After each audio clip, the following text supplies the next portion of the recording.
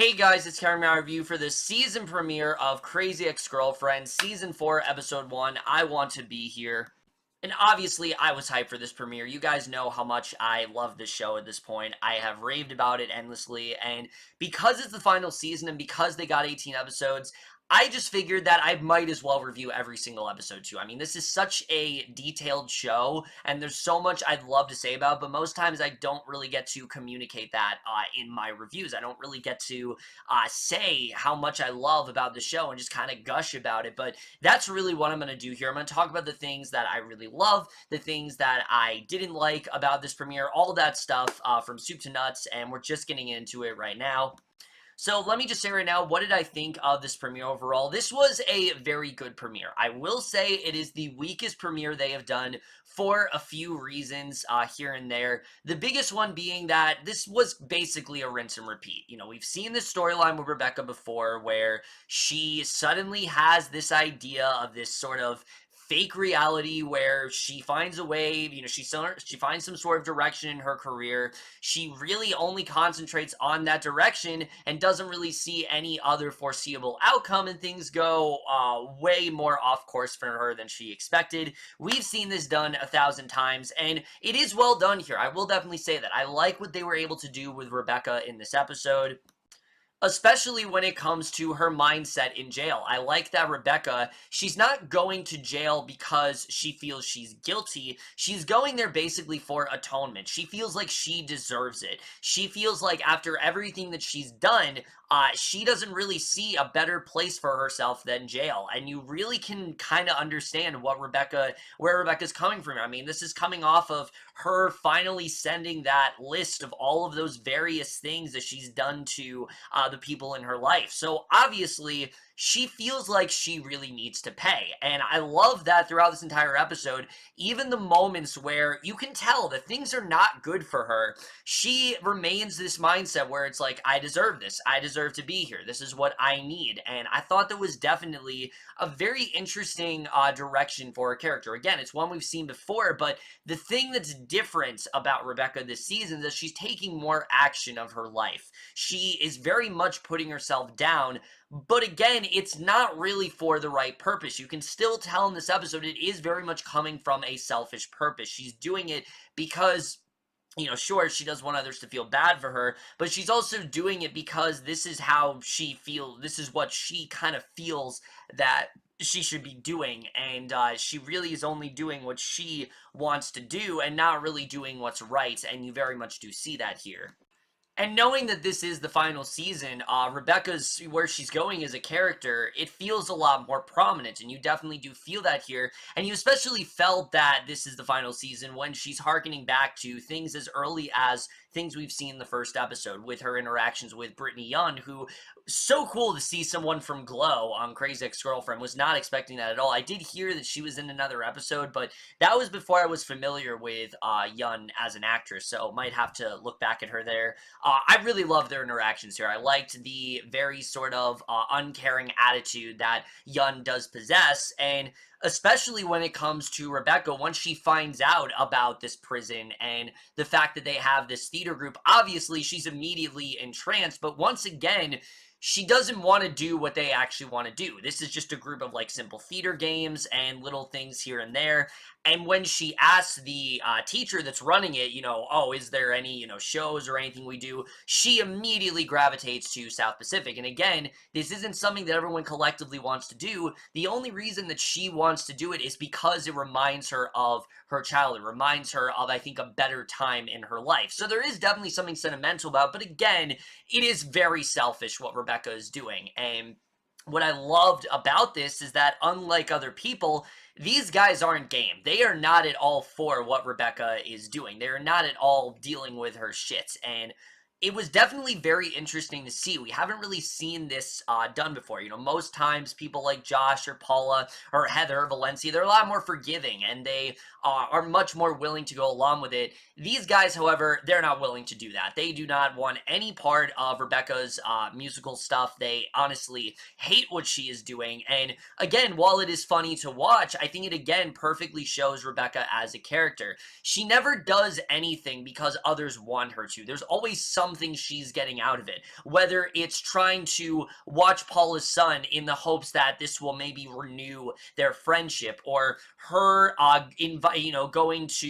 going to Valencia's wedding and helping her out because she thinks maybe she can make up for the damage she's done, or her going as far as to stalk Josh's girlfriend at the time because she wants to find a way to make sure that she's out of the picture, so Josh will just be, so she'll be the one for Josh. There's nothing that Rebecca has done, and even though, like I said, she is starting to realize who she is as a character, she still is very much selfish, and you still do really see that here, and that's something that I really have loved about the show. They've never tried to glorify who Rebecca is. They show that, sure, while this is someone that we very much do care for and want to root for, there are points to show we are very much rooting against her, and this is definitely one of those times. And especially after getting that news from Paula that, Trent is being released, that Trent not only is, he's very much alive, but he's pleading guilty. He's admitting guilty to everything, so Rebecca's going to be exonerated of all charges, and there's really no reason for her to stay in jail. She still wants to stay there. She still doesn't care that, there isn't really any sort of legal reason for her to stay there. She wants to stay in there, and I thought that was definitely a very powerful move for the character as well. And of course, eventually she is forced to accept her fates and finally venture out into society, which was a very good scene, I will say. I was not expecting for Rebecca to go there. I will say her change there, her shift there was a little bit abrupt. I was thinking that it would take a little while for her to get out of jail, so for her to just kind of bait and switch like that, I saw it as maybe she didn't really feel like she had any other choice. She was kind of like forced by, she was kind of nudged by Paula and all of them to get out of there, so she was pretty much doing as told. But even at that welcome back party, you can see that she still does not feel like she's welcome. She still does not feel like she has a place in this group anymore. And it's very devastating to see because, again, you can see that that guilt is really starting to get to her.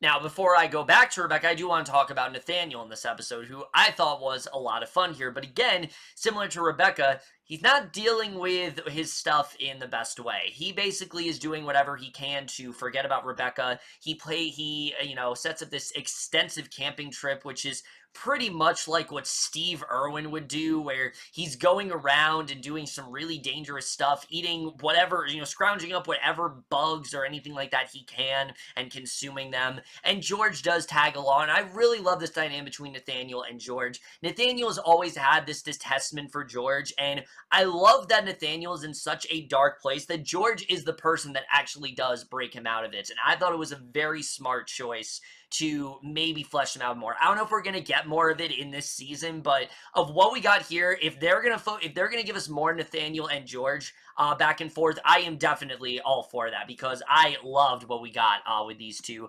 especially when it comes to his ska. I thought the ska stuff was so funny. I loved his obsession with ska and how against it Nathaniel was. I mean, that's just classic Crazy Ex-Girlfriend right there. I mean, just making fun of the smallest stuff, something as simple as ska, I thought was really great. But eventually, as we know, sure, these two don't like each other. George, eventually, he does start to come around, and Nathaniel does actually start to listen. And I think George actually does give him some pretty sound advice that while it, instead of forgiving Rebecca, he should finally admit his feelings and try to maybe work things out with her. And that's exactly, of course, what he does end up doing when he has a conversation with Rebecca, and you think everything's going to be okay. You think that these two can maybe salvage their relationship, but I think this episode confirmed that they're really not compatible because they have two very different life goals. The second that he sees her, he's talking about the future and how he planned this trip to Hawaii for them and that he clearly wants to be in a more serious relationship.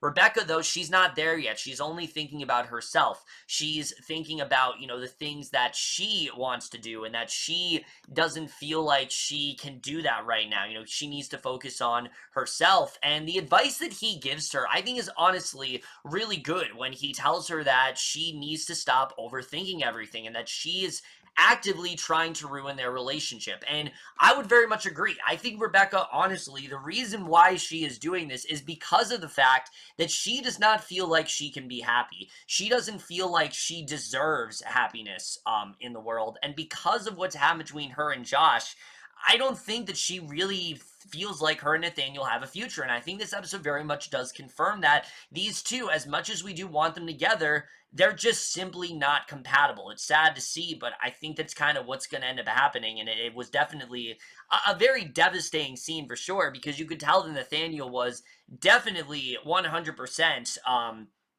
on board with them trying to get back together, but she unfortunately is just not there yet, and I don't know if she ever will be, and it's sad to see. But again, we have to remember the show is not about who Rebecca wants to choose, which she has very much moved past that as well. She's realized that this is not a story of her trying to figure out who she wants to be with. She's trying to now substitute that with trying to gain more control of her life and basically encroaching on these prisoners, going as far as to be an attorney and kind of give them all this life advice. And I think she's going to do this in a way where it's good comfort for her as well, seeing what other people had to go through, seeing if she can give them good advice. I'm interested in seeing the dynamic there because I do like these prisoners. I'm interested in fleshing them out more, and I'm assuming they're going to be a big part of at least this first half of the season. I'm interested in seeing really where that's going to go.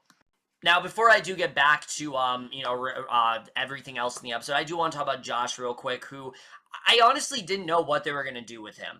Now that he and Rebecca, they're no longer together or anything, and he's not really a big part of her story, now he really is moving forward as a character. And I think one of the best scenes for Josh last year, for me, that really sticks out in my mind is when he had that computer and it just said life goals, and he didn't have anything to type. And you see in this episode, he still does feel very lost.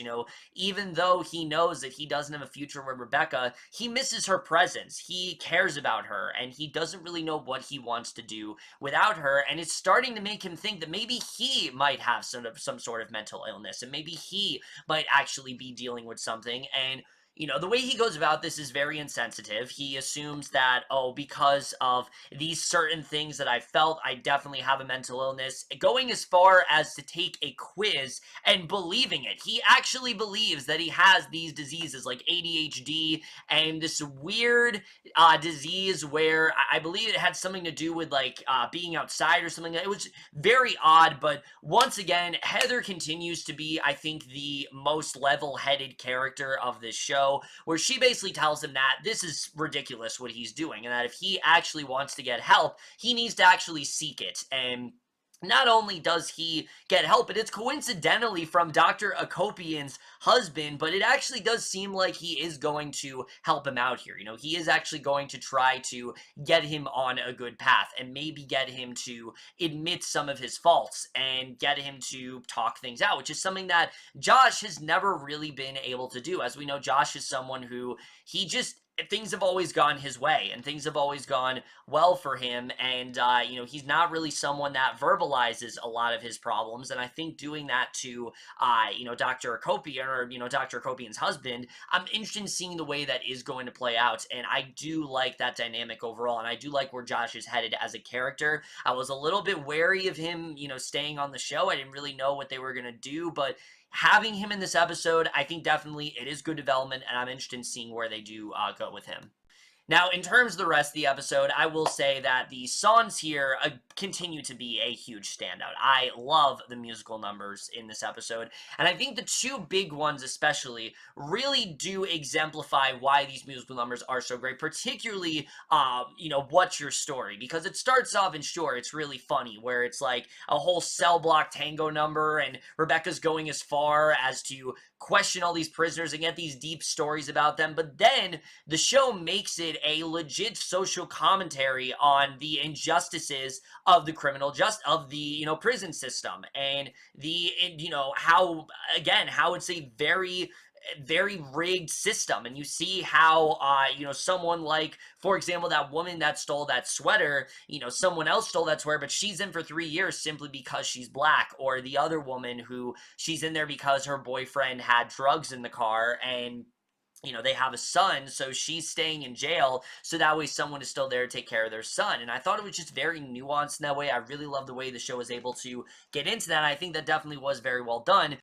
But it's really the second song in this episode that I think really stuck out to me more. No One Else Is Singing My Song is peak Crazy Ex-Girlfriend for me. I mean, not only do they do such a great job of satirizing, classic group numbers where everyone else is like coincidentally singing the same thing, and the little lines like just weirdly sleeping next to someone else, sleeping next, singing while sleeping next to someone else. They're all three of them are coincidentally doing that, or they're all in like a weird place. It's all getting colder for them. I mean, just the details in there. It's just so great. I love what they're able to do. But then, once again, they make this a very emotional song for Rebecca, because at the end of the song, of course, we reveal that everyone else can see each other.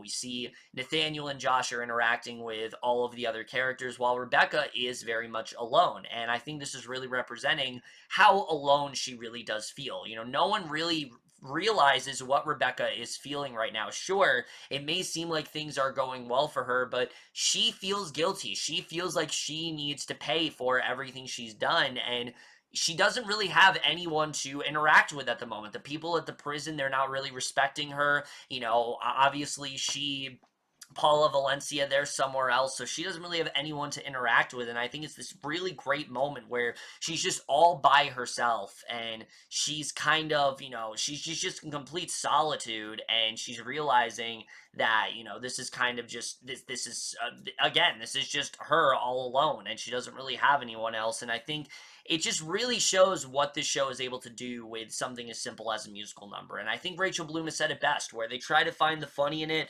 and then figure out how to factor it into the show. And something like No One Else Is Singing My Song is the perfect example that it already is one of my favorites from this entire show, and I really loved what they were able to do there. I think just, again, it just amazes me what this show is able to do, and knowing that the show is going to end, I'm already gonna miss this. Like, I'm really going to miss every single week, listening to these musical numbers and, getting more into the deep nuances of them and seeing the details and things like that. I mean, it's truly unparalleled. I've never seen a show put this much effort into musical numbers, except for ones like Glee, but these are all original songs, and I've never seen a show put this much thought into them, and that's something I'm really going to miss when the show does end. I know we still have 17 episodes left, but I already am feeling that void that is going to be gone when the show does unfortunately end, which is not soon or anything. We still do have quite a while, but I do think they showed, these are why these songs are so great, and this is why we really do love them as much as we do.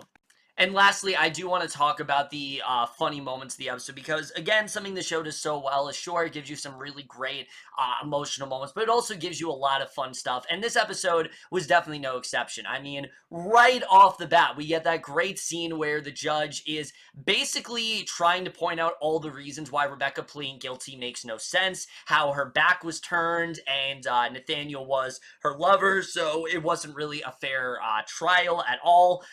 And, there are just points where Crazy Ex-Girlfriend gets really meta and acknowledges that there are just some things these characters do that doesn't make a lot of sense, and that's great, and I love that, and I thought that was a really great moment. But for me, easily the funniest moment in the episode, and maybe this is just the musical theater geek in me, is when Rebecca admits to Paula, the different shows she wants to do, and she brings up Pippin, and Paula doesn't even know what Pippin is, and she starts questioning, like, oh, is Pippin this? And then Rebecca's she gives her that, like, death stare, and then after that, when Paula brings up the idea of her possibly doing Cats, and Rebecca scoffs at that idea, I just thought that was great. I don't personally hate Cats. I think it can be done. I think it can be done well if it's a good production. But yeah, it's not one that I personally ever want to do. It's not one that I think a lot of people want to do. A lot of people make fun of doing Cats and things like that. But I will say, seeing Rebecca do a production is definitely going to be a lot better than whatever the fuck that movie with James Corden and Taylor Swift is coming out next year. I definitely will say that. And then as far as everything else, there was that great sort of running joke with them and all with Heather and Hector and the whole Sex in the City quiz and them trying to, change the character and trying to say, oh, I'm more of a Carrie, I'm more of a Big. That was really great. And then Dr. Akopian as well being in on it, I thought was really funny. And then, of course, just the interactions between Nathaniel and George, all the ska stuff. Maybe I'm just broken. I absolutely loved. And again, this show just continues to be so entertaining, but also so emotional. And that's really why I love it as much as I do. Ultimately, this was a really great premiere. There was a lot of stuff here that I really did enjoy. I think this was definitely a very good episode for Rebecca and Nathaniel. It kind of recontextualized their relationship and showed me why I don't think these two are going to be able to salvage it. Sure, maybe in season 3 they kind of gave us hope, but again, remember, the show is not about the relationships that Rebecca has. It's about that pursuit to happiness, and I think Rebecca's going to have to get there without Josh or Nathaniel or even Greg, because we know Greg is coming back, who we didn't see in this episode, but we know he is eventually going to come back, and I think it's going to take someone other than them to really push her forward. Maybe not Paula. I'm interested in seeing how that whole prison thing is going to go. But going back to the prison thing, like I said, my only thing with this episode is that it did feel a little bit too familiar. The prison stuff at first felt a bit rushed, but the ending did make up for it. I'm interested in seeing how Rebecca does end up interacting with all these prisoners, the various things that they're going to go through, the things they're going to confess to. That's something I'm definitely interested in getting into. I really like Josh's storyline as well, the progression that he's going through, what's he really going to do? Nathaniel as well, now that Rebecca's kind of not in the picture, I'm assuming there's going to be a lot more interactions between him and George. This season in general has massive potential, as it always does, and because it's so long, there's still a long way to go. There's a lot of things that can in fact happen, and I am very excited to see what's going to happen within this season. Overall, I enjoyed this premiere episode a lot, and I'm definitely going to give the season premiere of Crazy Ex-Girlfriend a B+. But over, guys, to my review of the season premiere of Crazy Ex-Girlfriend. I know there's not a huge following for this show, but it's one of those shows where I just really love to talk about it, and I felt like it would make more sense for me to do a full-on review for it. So if you guys like this, let me know what you guys saw of this episode, all that stuff. If there's stuff that I did leave out, which apparently there was stuff in my American Horror Story review, so I very well could do the same for this video as well. Just let me know about that. But that's it for this video. Hope you guys enjoyed. We'll see you guys in my next video, and we'll see you guys for that. Okay, bye. No one knows the rhythm enough to sing along. If only someone could see in 3